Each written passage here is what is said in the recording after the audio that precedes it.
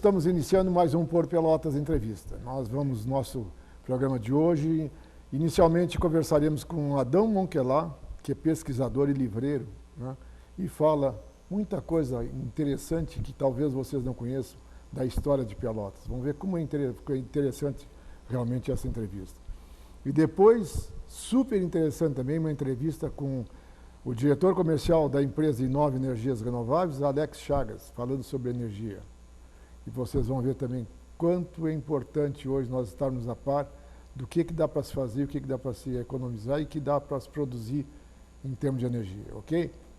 Um minutinho, um pouquinho de água e voltamos.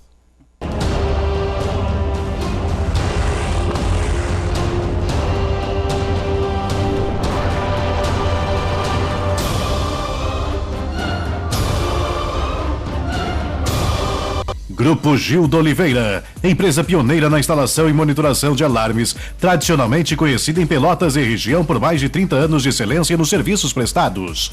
Oferece aos clientes o que há de mais moderno no mercado, utilizando a tecnologia a serviço da sua segurança. Instalação de alarme, controle de acesso, circuito fechado de televisão, monitoramento 24 horas, cercas eletrônicas. A melhor solução para garantir a segurança do seu patrimônio é o Grupo Gildo Oliveira. Nossa preocupação é a sua tranquilidade. Previna-se contra o câncer de mama. A detecção precoce é sua melhor proteção. Na Visson você realiza seu exame de mamografia em alta resolução. Além de mamografia, a Visson dispõe de ultrassonografia obstétrica, morfológica, abdominal, músculo-esquelética, biópsia dirigida por ultrassonografia e exames com Doppler colorido, acompanhados por médico especialista em radiologia e diagnóstico por imagem. Visson, ultrassonografia e mamografia. General Osório 275, esquina Uruguai. Vencer Consultores Associados. Vem prestando serviços com o máximo de excelência para seus clientes, gerando economia e lucros sustentáveis. O nosso principal objetivo é superar as suas metas, reduzindo as cargas fiscais e viabilizando um diferencial competitivo, oferecendo novas soluções que aperfeiçoem a lucratividade, dando sustentabilidade e otimização, tanto financeira quanto tributária. Estamos organizados e estruturados para atender empresas de pequeno, médio e grande porte, oferecendo ao consultor financeiro inúmeras possibilidades de controle, análise e gerenciamento. Vencer Consultores Associados tem como objetivo levar ao cliente um trabalho sério, transparente e de alta qualidade na prestação de serviços e consultoria nas áreas financeira, tributária, educação especial, marketing das cidades e projetos culturais. Preparamos sua empresa para sobreviver e crescer no momento econômico atual, dando total visão de margem de lucro, ganho real, rentabilidade, análise de resultados, otimização de recursos e apuração da lucratividade. Invista no potencial de sua empresa. Agende uma visita pelos fones 3227-2538 e 9928-3330. Vencer Consultores Associados.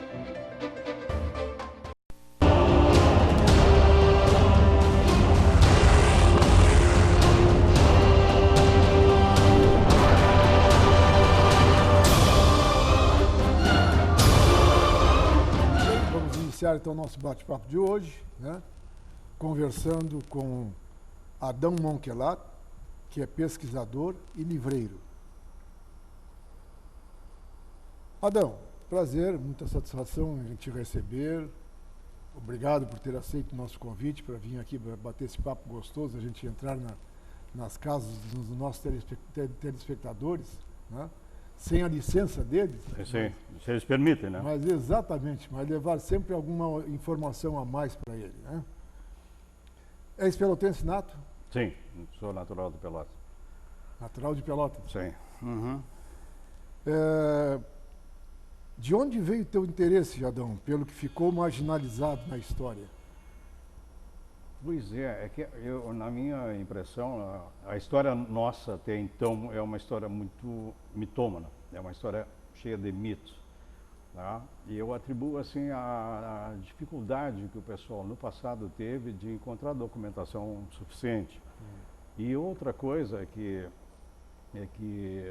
persiste aqui é que a história até então, né, e depois daí surgiram muitos outros trabalhos, ela tem um foco muito voltado assim para a história de uma elite, de uma aristocracia, né? Certo. E essa é a história que o pelotense, pelo menos até então, conhecia. E é uma história, como eu disse, o Pelotas tinha, e ainda tem, né, parte, porque é uma herança de mais de século, né? Por exemplo, o José Pinto Martins, ainda hoje deve estar nos livros escolares, assim como o pioneiro e quase que o fundador da cidade de Pelotas, que absolutamente não é verídico, não tem nada a ver. Até, por exemplo, o Pinto Martins nem esteve em Pelotas no período em que é atribuída a chegada dele. Chegou bem posteriormente, não é o pioneiro da indústria saladeril, que é uma questão assim, que também remete para um passado. Já os lagunenses preavam o gado aqui no que veio a ser, né, o território do estado do Rio Grande do Sul, e charqueavam. Se o rapaz, quando chega em Rio Grande, ele encontra vestígios de charqueadas, então seria muito estranho vir alguém, não era um cearense, era um português, oriundo do Ceará, tocado por uma seca, é uma seca que também não existiu, essa seca que é atribuída aos anos 77, 78, isso foi uma sequinha, não matou meia dúzia de gado, a seca realmente queimada, o gado nordestino, ela acontece na década de 90. Então, isso sempre me chamou muito a atenção, assim, com relação a esse fato, né? E da onde é que teria nascido essa lenda do Pinto Martins como pioneiro e o fundador praticamente da cidade? São coisas dessa natureza, assim, que comecei a questionar e eu não aceito nada pronto. Eu gosto de investigar. São Tomé. Exatamente. Exatamente. Eu preciso ver para crer. É isso aí. Tá? E através disso foi puxando uma coisa, foi puxando outra, e acabei me envolvendo realmente com a pesquisa, né? Até o meu projeto era muito grande. Era um projeto assim que eu tenho dito que precisaria de umas 3 vidas para fazê-lo, para executar. Seria contar a história, né? De Curitiba para cá, indo até a Colônia do Sacramento, fazendo a volta, fundando o Rio Grande, né? E depois chegar em Pelotas. Aí tive que começar a fazer cortes, né? Que eu não conseguiria, assim, num tempo, né? Executar esse projeto. Executar o projeto. Aí resolvi, assim, de um certo momento, né? Interrompi um trabalho. O meu trabalho na área de história, ele começa com notas a mais da história da escravidão. Depois, numa busca também por não acreditar na questão do charqueador, o Gonçalves Chaves, que até então era uma pessoa com quem, e continuo tendo muita simpatia, né, pela história dele. Aí eu fui investigar em Montevidéu, nos arquivos de Montevidéu, a história, por que ele foi para lá. Aí surgiu um outro livro, que é Os Senhores da Carne. Uma analogia assim, Os Senhores da Carne no duplo sentido, né? Não só por serem charqueador, mas também pela carne do escravo, o africano. Depois surge o desbravamento do Sul e a ocupação castilhana, né? Que aí é onde realmente eu faço o corte, né? Para entrar em Pelotas. Aí me interessei em estudar a história das Sesmarias, que deram origem ao município, que já não é mais o município do passado, né? Pelotas perdeu muito do seu território. Certo. E é o povoamento de Pelotas que eu faço uma abordagem, né, com as 7 Sesmarias que deram origem a todo o território. E é um livro que não foi editado, ele ficou muito volumoso, são 2 volumes. Aí, depois daí, surgiu um apêndice disso, né? Fizemos um recorte, um parceiro, que surgiu o processo de urbanização de Pelotas, que é outra questão assim, que era tida como um loteamento, essa área onde nós estamos também. Não, ainda não atingi aqui. Que era a questão do Antônio dos Anjos, né? Esse primeiro loteamento, tido então como primeiro loteamento da cidade, que também não foi. Foi um aforamento. Na realidade, o Antônio dos Anjos, ele arrendava por braças, né? E, como a renda anual. São coisas assim que foram me despertando. Né? Outra questão. Fazendo que tu te aprofundasse cada vez mais. Além do mais, é a aldeia da gente, né? Eu acho que a gente tem uma certa necessidade de saber a história, a sua história, a história da sua cidade. São essas coisas que me impulsionaram, que me levaram. Tu falasses em charque. Sim. É verdade que ser escravo em Pelotas era tão árduo que eles assumiam crimes para serem aprisionados? São muitos os casos, né? Até porque a vida de um negro numa charqueada era um troço de uma crueldade, uma barbárie. Pelotas foi uma cidade de muita barbárie, de muita crueldade, né? E eles chegavam ao ponto realmente de assumirem crimes que não tinham cometido para se livrarem não só do trabalho na charqueada, que era um trabalho extremamente árduo, mas para se livrarem e principalmente dos castigos, dos açoites. Os senhores escravos eram cruéis com isso.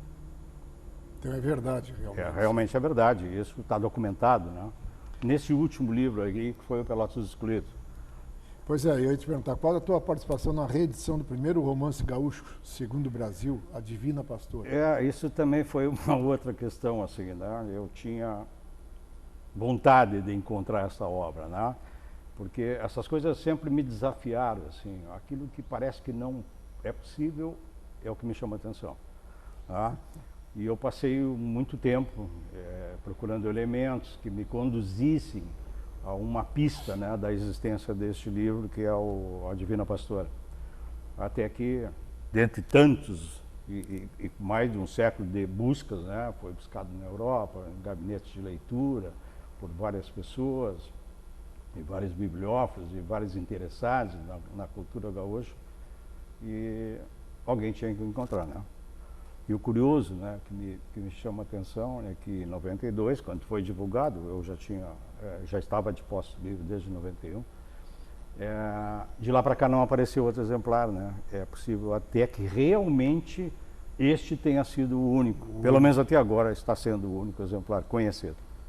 Tá E para o Rio Grande do Sul, que eu chamei na época de certidão de batismo na literatura rio-grandense, era realmente o nosso documento de identidade, né? Com este livro nasce o romance no Rio Grande do Sul. E com um tema, né, que é a Revolução Farroupilha, como tema de fundo, né? Certo. Ok. Pelotas dos Excluídos. A que pessoas o senhor se refere? Bom, os meus excluídos, que é uma expressão que eu não deveria ter usado, mas eu justifico e explico, né, na introdução, uma espécie de apresentação do livro, que é o meu pensamento a respeito de Pelotas, né? Pelotas dos excluídos. Ninguém está excluído, né? Pode estar marginalizado, mas excluído não, está todo mundo incluído. Inclusive, ninguém era tão incluído na sociedade escravocrata pelotense quanto foi o escravo, tá? Bem, eu chamei no sentido verbetado pelo Weiss, que é o não convidado, né? Então, o meu excluído é aquele que não foi convidado pela história para fazer parte da história. É com esse que eu me preocupei. É trazer um pouco dessa história, daquele que fez o chá e não comeu, serviu o licor e não tomou, fez o doce e não comeu, coisas dessa natureza. Assim, né? Mas eu não trato só de escravos, eu trato de negros do fogo, libertos, feiticeiras, é um assunto interessante que eu venho coletando material a respeito. Feiticeiras, como eles chamavam antigamente, consideravam, seria hoje os pais ou mães de santo, né? Então tem toda uma cultura afro, assim, que o branco não conseguia ou não queria entender e ele rejeitava e reprimia. Tu sabe qual era a média de idade, mais ou menos, que os escravos viviam? Muito pouca, dependendo, né, da atividade. O escravo urbano tinha uma vida mais amena, se é que dá para chamar assim, né? Mas de qualquer forma, Mas é uma situação... Eles que trabalhavam na charqueada? Na charqueada. O tempo de vida é terrível, né? É terrível, sim. Trabalhavam no morriam sangue, muito... Sal, sangue. E é uma situação e um estado em que a própria violência gerava violência, né? Porque nada é tão violento quanto o abate de um animal, né? E ao mesmo tempo é aquele ambiente de sangue, de faca, de tudo, assim, e ele era uma mola propulsora, assim, né? De violência. Além do próprio estado de salubridade, de dificuldade, os negros morriam enregelados, né? E tem um caso muito interessante, assim, que um africano, octogenário, ele já não servia mais para o serviço da charqueada, né? Então a senhora, a mulher do charqueador, ela resolve usá-lo para fazer venda de quitanda, que eram os negros, não exatamente, no caso não era, mas eram os negros de ganho quem fazia. Normalmente eram as mulheres, as quitandeiras. E ela manda ele para vender quitandas, né? Certo. Bem, quando ele retorna com o tabuleiro, vamos chamar, né? Vazio, mas faltava o equivalente, assim, no meu cálculo, comparando os valores da época, o equivalente hoje é o que se compraria um pão cacetinho, em torno de 35, 40 centavos. Sim. Bem, ele como castigo foi açoitado até a morte. Então essa é a cidade que, né, que viveram, né, que viveram. Realmente é um ambiente muito cruel, de barbárie. Né? Por que o uso do termo subsídio quando refere-se ao seu livro Pelotas dos Excluídos? Porque na realidade, exceto pela apresentação, pela introdução, ele não faz um estudo, né, sociológico deste cotidiano. Eu capturo elementos no passado e vou em ordem cronológica mostrando para o leitor. Eu insisto, né, e as pessoas, alguns me cobram, por que eu não interfiro? Eu interfiro, eu estou ali quando eu narro o fato. Eu não distorço o fato, mas eu estou presente na forma, ou na ironia, ou de alguma maneira. Até porque que eu acho que quem tem que fazer a avaliação é o leitor. Né? Eu, como leitor, eu não quero que ninguém me dê nada pronto, eu quero pensar. Eu tenho o direito de pensar, aliás, eu tenho a obrigação de pensar, né? E refletir sobre o que eu estou lendo. Então a avaliação é do leitor, não é do autor. Tá certo. Tu percebe similaridades com a atualidade? Eu diria o seguinte, eu às vezes, e acompanho pela imprensa, evidente, a gente tem assim uma certa onda de violência e a imprensa se choca com, eu não sei o índice do número de homicídios do ano passado, mas acredito que tenha sido em torno de 60. Me parece que sim. Né? Me parece que Bem, sim. Isso não é violência, comparado ao passado. É claro que é um outro passado, são outras circunstâncias, são outros meios e modos de violência, né? A violência de hoje, ela é diferente. Mas ela proporcionalmente, eu não vejo. Aliás, Pelotas foi uma cidade, continua sendo uma cidade de muita violência. Né? A gente tem, assim, um caldeamento, eu diria, de muitas culturas e de muitas situações, de elementos distintos. Né? Por exemplo, com a vinda do imigrante após a desobstrução do canal do São Gonçalo, é introduzido um outro elemento nessa violência e que depois ela veio e ficou presente durante muito tempo. Hoje eu nem sei onde se conseguiria encontrar uma navalha, né? Mas o elemento, o português, o imigrante, né? Ele traz esse instrumento para agregar nos já existentes aqui, que eram muitos, né? Certo. Né? De violência, assim. Então são vários fatores, assim. Eu digo que Pelotas é constituída de várias Pelotas. Pelotas gestou várias Pelotas. Né? Uma Pelotas que vem do mundo rural, que é onde ela começa, e a partir deste capital ela começa realmente a catapultar, né, para o que se herdou. Depois uma Pelotas que vem da Serra, né, da região, outra Pelotas que vem, mais ou menos se conflui, da Serra do Estado com São Lourenço, que é uma Pelotas assim do imigrante, do colono, né? Tem a outra que vem via mar, é onde vem inclusive a malandragem, né? A malandragem, a esperteza, o jogo assim, um jogo mais amplo, né? Porque jogar é uma outra característica de Pelotas. Pelotas sempre é uma cidade que jogou muito. Aqui se jogava tudo, e desde muito cedo, né? Existem proibições assim desde 1800 então com relação ao jogo e principalmente com uma intenção, reprimir a presença do escravo ou o jogo a dinheiro, principalmente por escravos envolvidos em jogo, que isso, igual com toda essa repressão, não deixou de acontecer. Tá? Então, por isso é que eu digo, Pelotas gestou várias Pelotas. Certo. São vários elementos, né, que fazem essa história, essa cultura. Essa formação toda. Essa exatamente. O que foi o barro sujo mencionado em seu livro? Barro sujo? Bairro sujo. Bairro sujo. O bairro sujo é o seguinte. Sujo. Desculpe, eu disse Não, bairro não, sujo. tudo bem, pois é. Desculpe, Não, bairro tudo bem, sujo. eu imaginei. Né? O bairro sujo é o seguinte. A zona de meretriz e de jogo, inicialmente na cidade, ela se dava na Rua General Osório. Mais ou menos no período que compreende da Voluntários até a Avenida Bento Gonçalves, certo? Ali existiam bodegas, tavernas ou tascas, seja lá a denominação que tem. E essas tascas eram frequentadas, não só frequentadas, como era uma espécie de motel para as prostitutas. Certo? E neste mesmo ambiente, era um ambiente em que havia o jogo. Essas prostitutas atraíam principalmente tropeiras, o pessoal que trazia o gado para as charqueadas, né, que depois de entregue estavam com o pila, né? Com dinheiro. Iam gastar. E muitas vezes eles eram assim, surpreendidos por verdadeiras armadilhas do dono da bodega, envolvido com algum malandro para depenar os tropeiros, né? Bom, então isso assim, isso é uma fase. Como a proibição que houve em 1891 migra o número de bodegas expressivamente, até porque nessa proibição os bodegueiros não poderiam ter mais, eram chamados pela empresa das dulcineias. As dulcineias eram as prostitutas, né? Elas não poderiam mais estar nas bodegas, certo? Então aí há uma alteração. Nesse ínterim, o porto já está desobstruído, já existe uma zona de movimento portuária, né?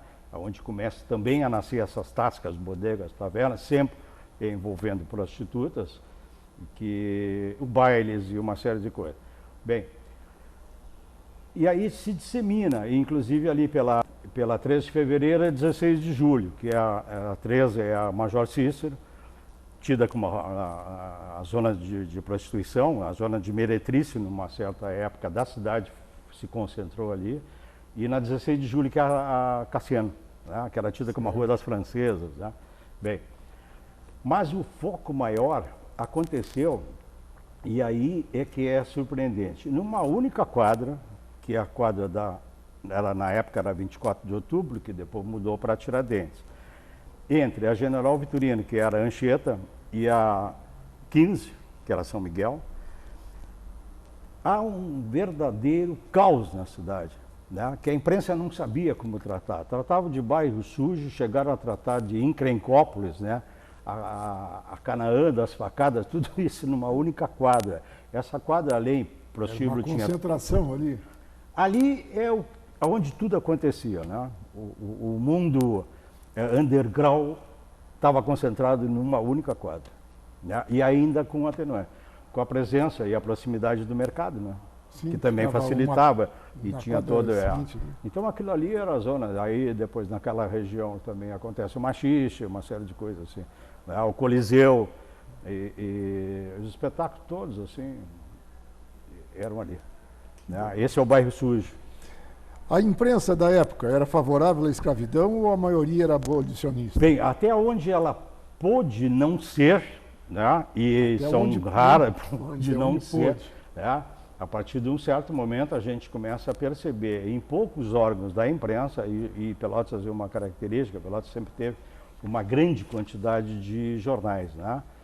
Nem todos pró, mas alguns abolicionistas, então dependia muito, a gente tem que ter cuidado, e é um material que eu passei a lidar mais recentemente, porque o meu foco de interesse era a Pelotas colonial. Porém eu esgotei, né? Porque ela nem teve uma vida tão longa no período colonial. Né? Aí eu pulei no Imperial, contratado para fazer uma pesquisa, que deu origem ao livro do 7 de abril, e aí comecei a perceber assim, uma Pelotas que começou a me interessar, que era essa Pelotas que a imprensa, veladamente, ou de forma assim, se contrapondo um jornal ao outro, começaram a fazer as denúncias dessas atrocidades que faziam com os negros, né? E isso começou a me despertar a atenção e eu me foquei nisso, né? Mas a imprensa, assim, ela tinha um certo... Ao mesmo tempo que alguém fazia uma denúncia, um outro jornal defendia o senhor, então eles tinham assim, agora a gente tem que saber filtrar isso, né?